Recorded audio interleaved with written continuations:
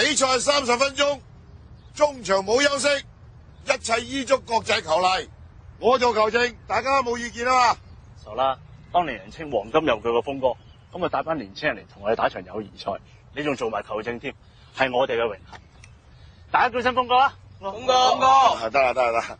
呢個後生仔咧，之前同啲隊員有啲衝撞，咁啊所以諗住打場波，咁啊切磋下球技，以前嘅恩怨咪抹咗佢咯。佢哋好有誠意㗎。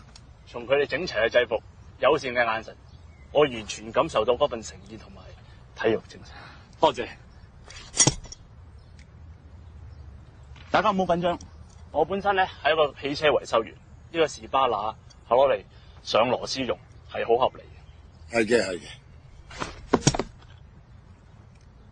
正如我頭先所講啦，我身為一個汽車維修員，有個取旁身，亦都係好合邏輯。得啦，你哋球隊嘅作風喺業餘界都好出名，我完全明白。呢啲只係虛名嚟啫，就好似浮雲一樣。好啦，總之執生啦嚇。